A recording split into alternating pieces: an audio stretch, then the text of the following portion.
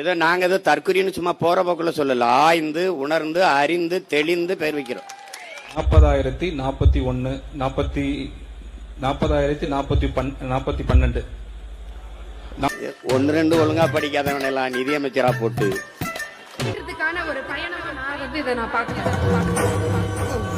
பட்டுப்புடவையும் அண்ணனின் சீராய் வரிப்பணம் தானே இது? மக்கள் சம்பாதிச்ச பணத்தை ஒரு சிறிய பகுதியை திருப்பி கொடுத்துட்டு எங்க அப்பா மாதிரி தரோம்னு சொன்னா அது என்ன மார்க்கெட்டிங் ஸ்ட்ராட்டஜி தானே உங்களுக்கு? அது எப்படி உரிமை தொகையாகும்? ஹலோ வணக்கம் மக்களே. ஸோ இந்த வீடியோவில் நம்ம என்ன பார்க்க போறோம்னா, அதாவது நேத்திக்கான ஒரு ஸ்பீச் பார்த்துருப்பீங்க. குறிப்பாக சீமானன் பேசின அந்த ஒரு ஸ்பீச். அது பார்த்தீங்கன்னா நிறைய கட்சிக்குனா இந்த ஒரு காவிரி பிரச்சனைக்காக குறிப்பாக மேகதாது வந்து அணை கட்டுறாங்க. ஸோ அதுக்காக இந்த ஒரு கட்சி கூட்டம் வந்து கூட்டினாங்க. அதில் சீமானனோட அந்த ஸ்பீச்சு சத்தியமா சொல்றேன் வேற லெவலு. ஏன்னா அதை பத்தி தான் இன்னைக்கு இந்த ஃபுல் வீடியோல பார்க்க போறோம். அது இன்னும் கொஞ்சம் பாத்தீங்க அப்படின்னா ஒன்னு ரெண்டு விஷயங்களை நம்ம வெளியில இருந்து தெரிஞ்சிருக்கு. ஸோ அதையுமே பார்க்க போறோம். அது மட்டும் கிடையாதுங்க, இந்த ஒரு கூட்டணி உண்மையிலே சொல்றேன் தமிழர்களுக்காக அதாவது நம்ம தமிழக வாழ்வுரிமை கட்சியா இருக்கட்டும், இன்னும் நிறைய பேர் பாத்தீங்க அப்படின்னா இந்த ஒரு கூட்டணியில் இணைஞ்சிருக்காங்க. குறிப்பா நல்லா கவனிச்சு பாத்தீங்கன்னா இந்த இடத்துல திமுக கிடையாது, அதிமுக கிடையாது, பிஜேபி கிடையாது, காங்கிரஸ் கிடையாது, தாவேக்கா கிடையாது. அந்த 5 பேரையுமே போட்டு வெளுத்து விட்டாங்க. குறிப்பா சீமானண்ணனா இருக்கட்டும், அப்புறம் வேல்முருகன் அவர்களா இருக்கட்டும். ஸோ எல்லாருமே பயங்கரமான ஒரு ஸ்பீச் கொடுத்துருந்தாங்க. குறிப்பா சீமானண்ணனும் நல்ல ஒரு ஸ்பீச் கொடுத்திருந்தாரு. அது என்னன்றதையும் பார்ப்போம். இன்னொரு பக்கம் பாத்தீங்க அப்படின்னா நேத்திக்கு ஆதவர்ஜுனா ஒரு விஷயம் சொல்லியிருப்பாரு. எனக்கு எந்த தொழிலுமே இல்லை அப்படின்ற மாதிரி ஒரு விஷயம் சொல்லியிருப்பாரு. ஆனா அவருக்கு எந்த தொழிலுமே இல்லைன்றத நாம எப்படிங்க நம்ப முடியும்? லாட்ரி வித்த காசுன்னு சொல்லிட்டு இருப்போம். அந்த மாதிரி அவருடைய எப்படி லாட்ரி மார்ட்டின்னு ஒரு விஷயம் சொல்லியிருக்காரு. அது என்னன்றதையும் பார்ப்போம். நான் எந்த தொழிலும் இல்ல, எந்த நிறுவனம் நடத்தல. ஆதவர்ஜுனாங்கிறது வேற யாருமே இல்ல, என்னோட சொந்த மச்சான். கஷ்டப்பட்டு பணக்காரனால என் தங்கச்சி கட்டி பணக்காரனானாரு. அது மட்டும் கிடையாதுங்க, ஒரு இடத்துல இல்ல, இன்னொரு பக்கம் அவரே ஒரு விஷயம் சொன்னாரு.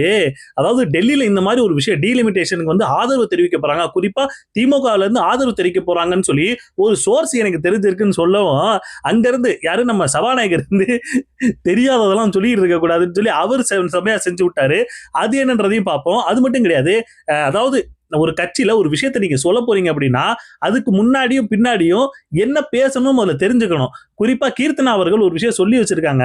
அதாவது இப்ப அண்ணன் சீரு தாய்மாமன் சீரு கொடுக்க போறேன்ற மாதிரி ஒரு விஷயம் போயிட்டு இருக்குல்ல, அதுக்கு எதிராக பேசி வச்சிருக்காங்க கீர்த்தனா அவர்கள். இது எல்லாத்தையுமே டீட்டெயிலா இந்த வீடியோல பார்க்க போறோம். வீடியோ பார்க்கணும்னா நம்ம சேனல் ஃபர்ஸ்ட் டைம் பாக்குறீங்க அப்படின்னா ஒரு லைக், ஒரு சப்ஸ்கிரைப் பண்ணிக்கங்க. அப்பதான் நிறைய பேருக்கு நம்ம வீடியோ சஜஷன் ஆகும். வாங்க வீடியோக்குள்ள போகலாம். ஸோ ஃபர்ஸ்ட் இந்த நம்ம சீமானன் பேசினதை கொஞ்சம் அதுக்கப்புறம் வருவோம். ஃபர்ஸ்ட் இவங்களை வச்சு செஞ்சுட்டு அதுக்கப்புறம் என்னன்றதை பேசுவோம். ஃபர்ஸ்ட் நம்ம ஆதவர்ஜுனா பாத்தீங்கன்னா அவர் ஒரு விஷயம் சொல்லி வச்சிருக்காரு. நேத்திக்கு சட்டமன்றத்துல வந்து அந்த இது கூடும்போது சொல்லியிருக்காரு. என்ன அப்படின்னா, எனக்கு எந்த தொழிலுமே கிடையாது, எனக்கு எந்த ஒரு மிதுமே கிடையாது அப்படின்ற மாதிரி ஒரு விஷயம் சொல்ல. குறிப்பா என்ன சொல்ல வர்றாரு அப்படின்னா, லாட்ரி ஓடுறதுக்கு எனக்கு எந்த சம்பந்தமே இல்லை, நீங்க தான் பாத்தீங்க அப்படின்னா மார்ட்டின் அவர்கள்ட்ட இருந்து பணம் 900 கோடி வாங்கியிருக்கீங்கன்ற மாதிரி ஒரு விஷயம் வரும்போது தான் இந்த விஷயத்த சொல்றாரு, எனக்கு எந்த தொழிலுமே இல்லைன்னு. அப்போதான் இப்போ ஒரு நம்ம வீடியோ ஒரு கிளிப் ஒன்று கிடைச்சிருக்கு. அதாவது லாட்ரி மார்ட்டின்னு சொல்லுவோம் பாத்தீங்களா, அவர் ஒரு விஷயம் சொல்லியிருக்காரு. என்னன்னா, அதாவது இவர் ஏற்கனவே பணக்காரெல்லாம் ஒன்றும் ஆகவே இல்லை, இவர் வந்து என் தங்கச்சியை கட்டினதுனால பணக்காரர் ஆனாருன்னு சொல்லி அவர் ஒரு பக்கம் சொல்லிக்கிட்டு இருக்காரு. நான் எந்த தொழிலும் இல்ல, எந்த நிறுவனம் நடத்தல. ஆதவர்ஜுனாங்கிறது வேற யாருமே இல்ல, என்னோட சொந்த மச்சான். கஷ்டப்பட்டு பணக்காரனால என் தங்கச்சி கட்டி பணக்காரனானாரு. மாட்டிக்கிட்ட பங்கு. அப்புறம் லாட்ரி மார்ட்டின் அவர்கள் இன்னொரு விஷயம் சொல்றாரு. என்ன அப்படின்னா, இவர் வந்து ஆதவர்ஜுன் சொல்லிட்டு இருக்காருல்ல, இவர் ஆதவர்ஜுனாலும் கிடையாது, இவர் பேரு செந்தில்குமார். இவர் எப்படி ரெட்டின்னு சொல்லிட்டு திரியாருன்னு சொல்லி அவர் ஒரு பக்கம் சொல்லிட்டு இருக்காரு. பேரே வந்து ஃபர்ஸ்ட் ஆதவர்ஜுனாவே இல்ல, அது செந்தில்குமார். ஆனா கேட்டா ரெட்டின்னு சொல்றாரு. என்னையாது கிணறு வெட்ட பூதம் கிளம்பின கதையா ஒவ்வொன்னா கிளம்பி வருது அப்படின்ற மாதிரிதான் இருக்கு. ஆதவர்ஜுனா அவர்கள் என்ன ஒவ்வொரு இடத்துல அடி வாங்குறதே வேலையா போச்சு. ஒரு விஷயங்க, இவர் ஆதாரம் இல்லாம ஏதாவது ஒரு விஷயத்தை சொல்லி, உண்மையிலே சொல்றேன், சட்டமன்றத்துல போய் குறிப்பா சபாநாயகர் கொட்டு வைக்கிறதே அவருக்கு வேலையா போச்சு. இதுக்கு முன்னாடி ஒரு விஷயம் சொல்லி இருந்தாரு. அதாவது உங்களுடைய ஆட்சியில வந்து இந்த மாதிரி கற்பழிப்பு இதெல்லாம் பண்ணலையான்னு சொல்லவுனா ஆதாரம் இல்லாம பேசக்கூடாதுன்னு சொல்லி ஒரு கொட்டு வச்சாரு. இந்த மாதிரி பல விஷயத்துல இந்த மாதிரி ஒரு கட்சியோட இப்ப ஒரு கட்சி இவங்க தாவேகா கட்சி தான். தாவேகா கட்சி தான் ஒரு சபாநாயகரை வந்து நியமனம் பண்ணுவாங்க. அந்த சபாநாயகரே இந்த கட்சியில இருக்கக்கூடிய குறிப்பா முதலமைச்சர் சொல்லிட்டு இருப்போம். ஆனா முதல் போட்டு அமைச்சரை போட்டு இந்த பாடுபடுத்துவாருன்றத இப்பதான் நமக்கு தெரியுது. இல்ல வெளிநடப்பு பண்ண போகுது அப்படின்னு ஒரு தகவல் அறிய விரும்புகிறேன் என்பதும் நிறுத்திக் கொள்ளலாம். அதுதான் வெளியில தகவல் கிடைத்தது என்ற அந்த வார்த்தை நீக்கப்படுகிறது. ஒரு பெரிய தகவலை ஒரு அளவுக்கு மேல பண்ணாங்க. அடுத்து இன்னொரு பக்கம் பாத்தீங்க அப்படின்னா நம்ம தொழில்துறை அமைச்சர் கீர்த்தனா இருக்காங்களே, எனக்கு தெரிஞ்சு அது தேர்தலுக்கு முன்னாடி தான் நினைக்கிறேன்.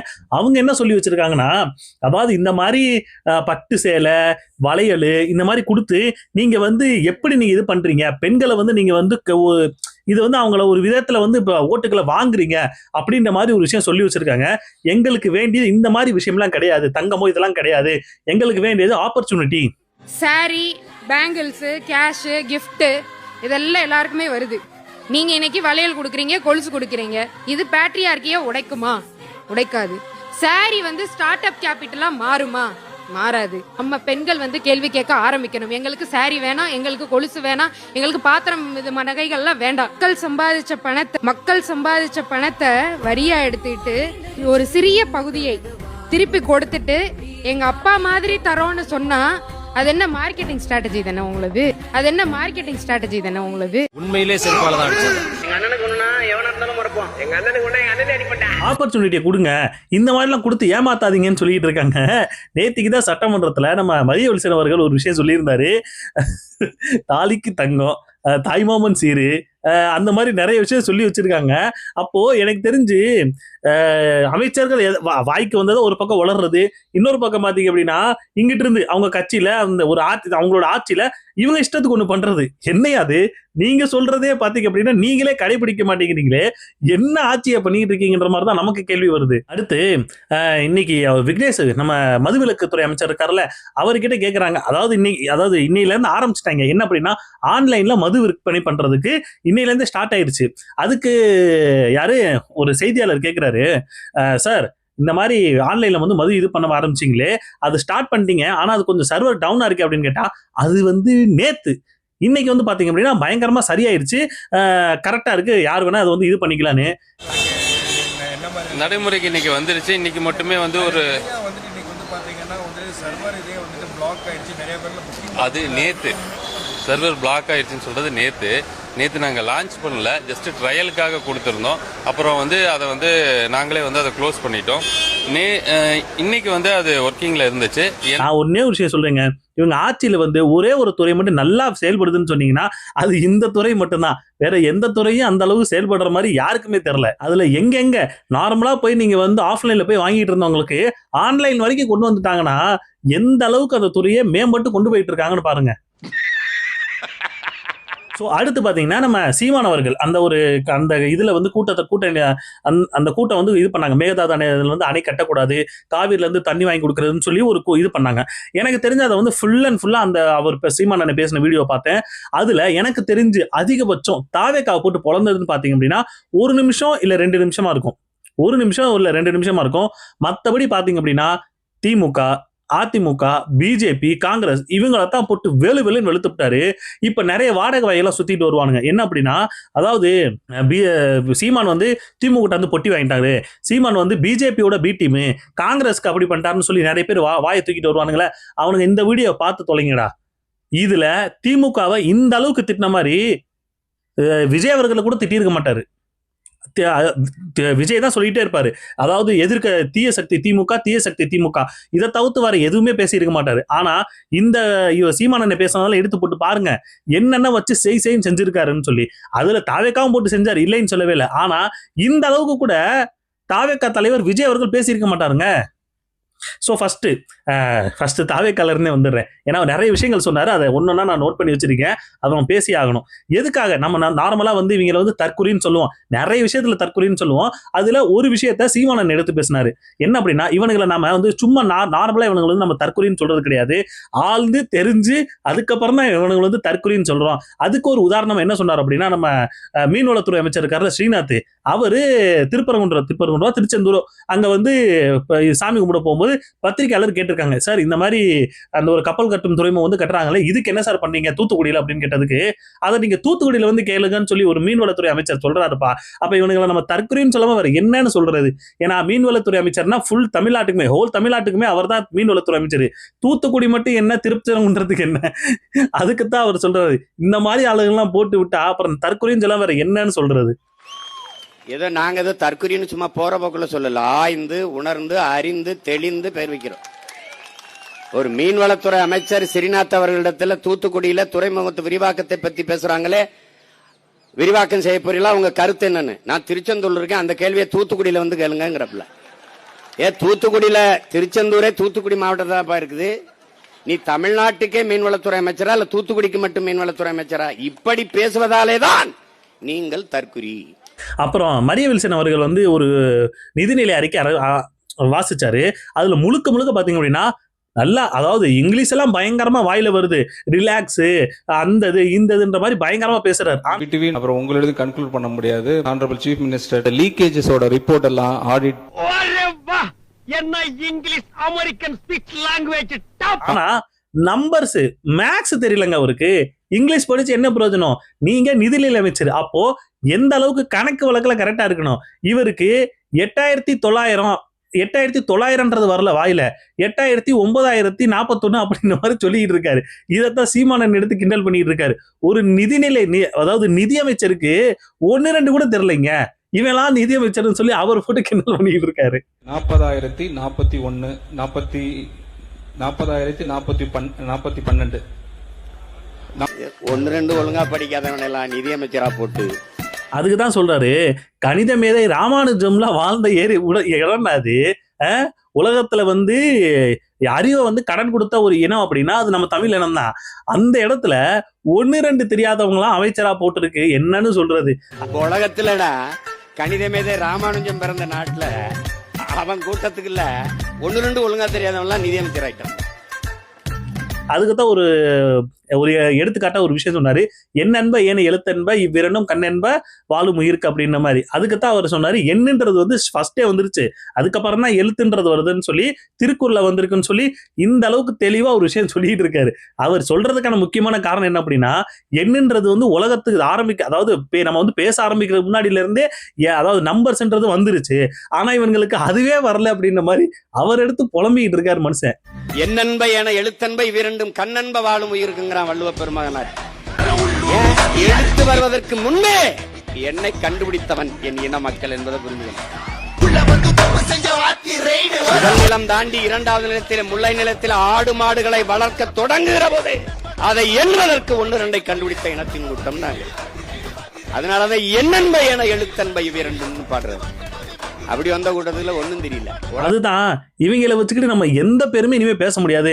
அதாவது நான் வந்து அப்துல் கலாம் இருந்த ஏரியாடாரே, நாங்க வந்து இந்த மாதிரி இவ்வளவு பெரிய என்ன சொல்றது, பாரதிதாசன் வாழ்ந்த இது நிறைய, அதாவது அறிஞர்கள் சொல்லுவோம்ல, சயின்டிஸ்ட் அவங்களாம் வந்திருக்காங்க. இனிமே எந்த ஒரு பெருமையும் நம்மளால பேச முடியாது. சப்போஸ் நம்ம அதான் பேசணும் அப்படின்னா நம்மள கேட்பாங்க, உங்க அமைச்சருக்கு 1-2 தெரிலடா, 8900 கூட அவருக்கு வாயில வரல அப்படின்னா நாங்க என்னத்த பெருமையை சொல்லி இது பண்றேன்னு சொல்லி அவர் ஒரு பக்கம் கலாய்ச்சிக்கிட்டு இருக்காரு. எங்களை பாக்குது, இனிமே எந்த பெருமையும் நீ பேச முடியாது. நான் யாரு தெரியுமா? நான் சேர சோழ பாண்டியன் பரம்பரை. நான் யாரு தெரியுமா? புலித்தேவன் வாரிசு. நான் தீரன் சின்னமலை பேர. போடாங்க கேவலப்படுத்திடுவான். அப்போ எனக்கு தெரிஞ்சு ஒரு விஷயம் மட்டும் இந்த கூட்டத்துல வந்து ஒரு கிளியர் ஆச்சு. என்ன அப்படின்னா, வேல்முருகன் அவர்கள் ஒரு விஷயம் சொல்லியிருக்காரு. என்னன்னா, சீமான் தலைமையில ஒரு புதிய கூட்டணி அப்படின்ற மாதிரி ஒரு விஷயம் அந்த இதுல வந்து எனக்கு நல்லா தெளிவாவே புரிஞ்சுச்சு. ஏன்னா இந்த மாதிரி நம்ம தமிழக கட்சிகளா சேர்ந்துக்கிட்டு நம்ம ஒரு ஃபார்ம் பண்ணி அது மூலியமா நம்ம வந்து தேர்தல் சந்திக்கணும். குறிப்பா 3 தேர்தலையாவது நம்ம வந்து ஒன்னா இருந்து நம்ம சப்போர்ட் பண்ணோம். நீ பெரியவே நான் பெரியவேன்றதெல்லாம் ஒதுக்கி வச்சுட்டு நாம நம்ம மக்களுக்காக, தமிழக மக்களுக்காக நாம ஒன்னு சேர்ந்து இது பண்ணணும். குறிப்பா இந்த ஏடிஎம்கே, டிஎம்கே, காங்கிரஸ், பிஜேபி, இப்ப புதுசா வந்திருக்கிற டிவிகே, இவங்க எல்லாரையுமே நம்ம எதிர்த்து ஒரு வேலை பார்க்கணும். ஏன்னா இவங்க யாருமே நம்மளை பத்தி சிந்திக்கிறது கூட கிடையாது, மக்களை பத்தி சிந்திக்கிறது கிடையாது, அவங்களோட பிரச்சனைகளுக்கு எந்த ஒரு தீர்வுமே கொண்டு வரப்படுறது கிடையாது. அதனால இவங்களை எதிர்த்து நாம வேலை பார்க்கணும் அப்படின்ற மாதிரி ஒரு விஷயம் சொன்னாங்க. இன்னைக்கு சீமான் ரத்தத்துல தொடங்கி அங்க உட்காந்து என்ன சாபாலம் ஏர்போர்ட் மூர்த்தி, நம்முடைய துணை போச்சு தமிழ் சாரி, எல்லா சாமிஜி, இங்க இருக்கிற தனியரசு, எங்க பாட்டாளி மருத்துவர் சின்னையா, என் அண்ணன் திருமாரஞ்சி, இங்க இருக்கிற நம்முடைய சண்முகா, நம்முடைய பாரிவந்தர்ல இருந்து இங்க இருக்கிற எல்லா எங்க கோசு மணிய, நம்ம பின்னாடி உட்கார்ந்து இருக்கிற நம்முடைய ரமேஷ் உட்பட எல்லா தலைவர்களும் எல்லாருக்கிட்டையும் உங்ககிட்ட வேண்டுவது ஒரு 3 தேர்தல்ல தமிழ் சமூகத்தின் உரிமைக்காக ஒண்ணு கூடுறோம். சத்தம் நமக்கு இந்த நீ பெரியவனா நான் பெரியவனா வேண்டாம். ஒரு 3 தேர்தல்ல இன்னும் கூட நான் ஒரு 10 கட்சி அழைப்பா வருவாங்க. கண்டிப்பா 10ல ஒரு 40 கட்சி இருக்காங்க. அதுக்கு வர எல்லாரும் சேர்ந்து இது யாரு தலைமை, யாரு முதலமைச்சர், இதெல்லாம் தூக்கி அப்புறம் வச்சிடும். எங்களுக்கு தெரியும் எங்க செல்வாக்கு என்னன்றது. ஒரு தேர்தல ஒரு கடைசி 10 நாள் ஒரு பரிசு வச்சிருக்கோம். அதனால எல்லாத்தையும் தூக்கி ஓரம் வச்சுட்டு ஒரு 3 தேர்தல இந்த திமுக, அதிமுக, பிஜேபி, காங்கிரஸ் இப்ப வந்து முளைச்சிருக்கு பாருங்க ஒரு கட்சி. ஒரு கட்சினே சொல்லுவதற்கு எனக்கு அவமானமா இருக்கு. அது ஏதோ நம்ம நல்ல இது பார்க்கும்போது நல்ல ஒரு டிசிஷன். இந்த மாதிரி ஒரு டிசிஷனை இன்னும் நிறைய பேர் சேர்ந்து இதை வந்து எடுத்தாங்கன்னா நல்லா இருக்கும். அதான் சொல்றாங்க, நம்ம எல்லாரையுமே வழி நடத்த நம்ம ஓரணியில சேர்ந்து நம்ம வந்து இது பண்ணணும். அதாவது நம்மளோட ஒரு தமிழை, நல்ல ஒரு தமிழை, நம்ம நாட்டை நேசிக்கக்கூடிய ஒருத்தவனோட கீழே நம்ம வந்து செயல்பட்டுற முடியாதான்ற மாதிரி நம்ம வேல்முருகன் அவர்கள் வந்து பேசிக்கிட்டு இருந்தாரு. பார்க்கும்போது நல்லாவே தான் இருந்துச்சு. அடுத்துதான் சீமானன் ஒரு விஷயம் கேட்கிறாரு. அதாவது மேகதாதுல எப்படி மேகதாதுல அணை கட்டுறதை பத்தி சிவகுமார் அவர்களா இருக்கட்டும், சீதாராமையா இருக்கட்டும், இவங்க 2 பேருக்கு ஓட்டு கேட்டு ஸ்டாலின் அவர்களும் திருமாவர்களும் போய் ஓட்டு கேட்டுக்கிட்டு இருந்திருக்காங்க. எனக்கு அதான் சீமானன் கேட்கிறாரு. அதாவது நீங்க திமுக தலைவரா இருந்தீங்கன்னா வேற பிரச்சனை இல்லை, எங்களுக்கு எந்த ஒரு இதுவுமே இல்லை. ஆனா நீங்க அந்த டைம் பீரியட்ல நீங்க ஒரு முதல்வரா இருந்தீங்க. முதல்வரா இருந்துகிட்டு நம்ம நாட்டுக்கு தண்ணி தரமாட்டேன்னு அவன் சொல்றவனுக்காக நீங்க போய் அவங்களுக்கு போய் ஓட்டு கேட்கறீங்க அப்படின்னா இது எந்த விதத்துல சரி? இதே சீதாராமையாவும் இதே சிவகுமாரும் வெல்வதற்காக, இந்த காங்கிரஸ் கட்சி வெல்வதற்காக அன்றைக்கு தமிழ்நாட்டின் முதலமைச்சராக இருந்த ஸ்டாலின் அவர்களும் அண்ணன் திருமாவளவன் அவர்களும் கர்நாடகாவில் சென்று வாக்கு சேகரித்தார்களா? சொல்லு, ஆமாவா இல்ல? சொல்லு. சேகரித்தார். நீங்கள் திராவிட முன்னேற்ற கழக கட்சியின் தலைவராக இருந்தால் சிக்கல். தமிழ்நாட்டின் முதல்வராக இருந்து நீங்க எப்படி போய் அவர்கள் வெற்றிக்கு வாக்கு சேகரித்தீர்கள்? ஒரு சொட்டு தண்ணி தர முடியாது என்கிறார்களே, அதற்காகவா? அதான் அந்த மாதிரி ஒரு விஷயம். அந்த டைம் பீரியட்ல நமக்கு தண்ணி தர மாட்டேங்கிறா, மேகதாதுல அணை கட்டுவேன்னு சொல்றான். இது எல்லா விஷயத்தையும் நமக்கு எதிராக பண்ணக்கூடிய எல்லா விஷயத்துக்கும் பண்ணிக்கிட்டு இருக்கிறாரு. ஆனா அவனுக்காகவே நீங்க போய் ஓட்டு கேட்டுக்கிட்டு இருக்கீங்கன்னா எதுக்கு போய் கேட்கறீங்க? அப்படி கேட்கறவனுக்கு நீங்க முதல்ல போகாம இருந்திருக்கணும். ஆனா நீங்க போய் ஓட்டெல்லாம் கேட்டு எல்லாம் பண்ணுவீங்க. ஆனாலும் பாத்தீங்க அப்படின்னா இது எப்படி நம்புறது? ஒரு டைம் பீரியட்ல நல்லா கவனிச்சு பாத்தீங்கன்னா, அதாவது அப்போதைக்கு முதல்வர் இருந்த ஸ்டாலின் அவர்களுடைய போட்டோ எடுத்து உருவ பொம்மையை வச்சு பாடை கட்டி தூக்கிட்டு போயிட்டு இருந்தாங்க. அந்த மாதிரி ஒரு விஷயம்லாம் நடந்துச்சு. ஆனா அவங்களுக்காகத்தான் இங்க இருந்த நம்ம ஸ்டாலின் அவர்கள் போய் ஓட்டு கேட்டு வந்தாரு. சோ இந்த அளவுக்குலாம் சீமானனை போட்டு வெளுன்னு வெளுக்கிறாருல, இது எவன் கண்ணுக்கும் தெரியாது. குறிப்பா தாவேக்காக கண்ணுக்கு தெரியவே தெரியாது. இப்போ என்ன தெரியுமா சொல்லுவான்? திமுக கிட்ட பொட்டி வாங்கிட்டாரு. இவங்களுக்கு இதை தவிர வேற எதுவுமே தெரியாதுங்க. அப்புறம் இன்னொரு விஷயம் என்ன அப்படின்னா, பிஜேபி அண்ட் காங்கிரஸ் இவங்க 2 பேரோட நிலைப்பாடு என்ன அப்படின்னா, ஒரே நிலைப்பாடு என்ன அப்படின்னா, மேகதாதுல அணை கட்டணும். இன்னொரு பக்கம் காவிரியில தண்ணியை தமிழ்நாட்டுக்கு கொடுக்க கூடாது. இந்த 2 பேருமே இந்த 2 கோட்பாடுல வந்து உறுதியா இருப்பானுங்க. இந்த 2 இதுலயுமே வேற கொஞ்சம் மாத்தி பிஜேபி காரன் வந்து தண்ணி கொடுக்கலாம்னு சொன்னா பிஜேபி காரன் தோத்துருவான். காங்கிரஸ் காரன் இல்ல நீங்க தமிழ்நாட்டுக்கு தண்ணி கொடுக்கணும்னு சொன்னா காங்கிரஸ் காரன் தோத்துருவான். ஏன் அப்படின்னா கர்நாடக காரன் முழுக்க கன்னடனா இருக்கான். இந்த நிலைப்பாடு மட்டும் கிடையாது. தண்ணி இல்லைன்றதுலயும் ஒரே நிலைப்பாடு, கச்சத்தீவை மீட்டு எடுக்கணும்னாலும் அதுலயும் ஒரே நிலைப்பாடு. நீட்டு தேர்வு யார் கொண்டு வந்தா? காங்கிரஸ். ஜிஎஸ்டி கொண்டு வந்தது யாரு? காங்கிரஸ். என்ஐஏ கொண்டு வந்தது யாரு? காங்கிரஸ். இது எல்லாத்தையும் கொண்டு வந்தது காங்கிரஸ். ஆனா அதுக்கு எல்லாத்துக்கும் போன்விட்டா ஹார்லிக்ஸ் கொடுத்து அதை நல்லா வளர்த்து விட்டது பிஜேபி. காங்கிரஸ் வந்தாலும் தமிழர்களுக்கு தண்ணி இல்லை, பாரதிய ஜனதா வந்தாலும் தமிழர்களுக்கு தண்ணி. கச்சத்தீவா கொடுத்ததுதான், திருப்பி எடுக்க என்ற பேச்சுக்கு இடமில்லை. யார்? காங்கிரஸ். பிஜேபி கொடுத்ததுதான், திருப்பி எடுக்க வேண்டும் என்ற பேச்சுக்கு இடமில்லை. பிஜேபி கொள்கை ஒண்ணுதான், கட்சி பேர் வேற, கொடி வேற. இது நல்லா விளைக்கணும். நீ இது புதுசா ஒண்ணு இல்லை. நீட்டை கொண்டு வந்த யாரு? காங்கிரஸ். சிஎஸ்டி கொண்டு வந்தவன் யாரு? காங்கிரஸ். என்ஐஏ என்ஆர்சியை கொண்டு வந்தது யாரு? காங்கிரஸ். இது எல்லா நச்சு திட்டத்தையும் கொண்டு வந்தது யார்? காங்கிரஸ். பெத்து பேர் வச்சா அவர் ஊட்டமா போன்விட்டா ஹார்லிக்ஸ் கொடுத்து வளர்க்குறாங்க. இது எல்லாம் இவங்க பண்ணி விட்டுட்டு கடைசியா நேத்து வந்து நீட்டுக்கு வந்து மாணவர்கள் போராடினாங்கன்னா ராகுல் காந்தி அந்த இடத்துல போய் உட்கார்ந்து இருக்காரு. ஏயா உன் ஆட்சியில தானே நீட்டெல்லாம் கொண்டு வந்தீங்க, இப்ப அவங்க கூட உட்காந்துக்கிட்டு போராடிக்கிட்டு இருந்தீங்கன்னா யாரை எதிர்த்து போராடிக்கிட்டு இருக்கீங்க? நீட்டு கொண்டு வந்தது நீங்க, நீட்டு வேணான்னு சொல்லிட்டு அவங்க கூட உட்காந்து போராடிக்கிட்டு இருந்தா யாரையாது.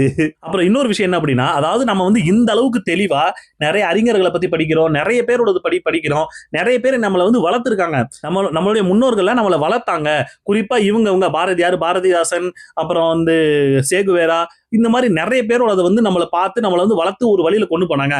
ஆனா இப்ப இருக்கிறவங்க எப்படி தெரியுமா, கோட்டு படத்துல பிளாக் டிக்கெட் வித்துக்கிட்டு இருந்தவங்க ஜனநாயகன் படம் வரும்போது அமைச்சர் ஆயிட்டாங்க அப்படின்னு சொல்லி சீமானன் நினைச்சு புலம்புறாரு. கோட்டு படத்துல பிளாக் டிக்கெட் வித்தவன் ஜனநாயகம் படம் வரும்போது மந்திரி ஆக்கி.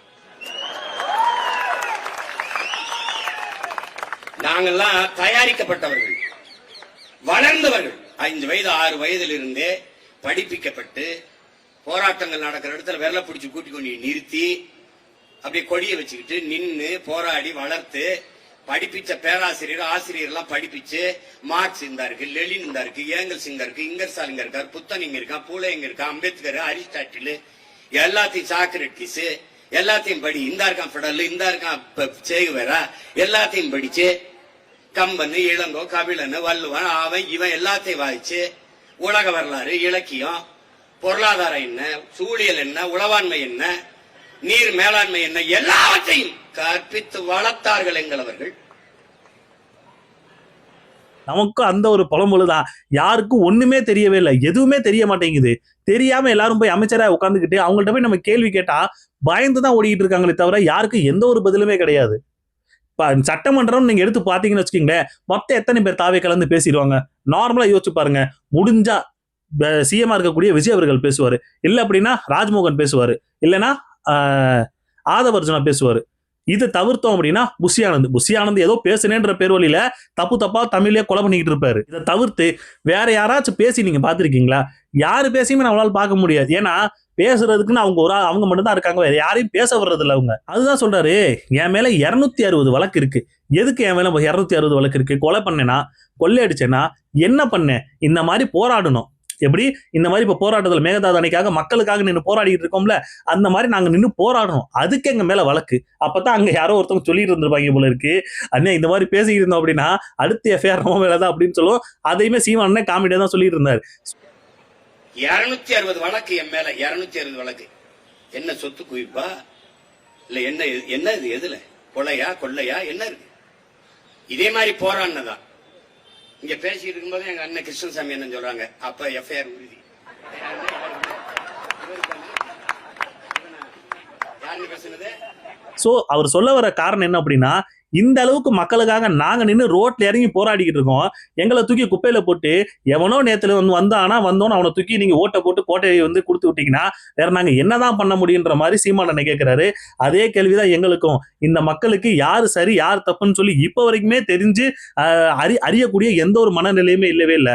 இப்ப வரைக்கும் சினிமா போதையில தான் சுத்திட்டு இருக்காங்களே தவிர யாரு சரி யாரு தப்புன்னு தெரிஞ்சிச்சு அப்படின்னா எப்பவோ அவங்கள வந்து தூக்கி எரிஞ்சிருப்பாங்க, எப்ப வர வேணாம்னு சொல்லியிருப்பாங்க குறிப்பா. அப்புறம் நம்ம அந்த கூட்டத்துல நம்ம சீமானன் சொன்ன ஒரே விஷயம் என்ன அப்படின்னா, உன்னுடைய உரிமை உனக்கு அப்படின்னா என் நிலத்துல இருக்கிற என்னோட உரிமை எனக்கு. நீ வந்து ஒரு சொட்டு தண்ணி கிடையாதுன்னு சொல்லி நீங்க பிஜேபியா இருந்தாலும் சரி காங்கிரஸா இருந்தாலும் நீங்க சொன்னீங்க அப்படின்னா என் நிலத்துல இருந்து ஒரு ஓட்டு கூட உனக்கு கிடையாதுன்னு சொல்லி நாம தான் நிக்கணும்.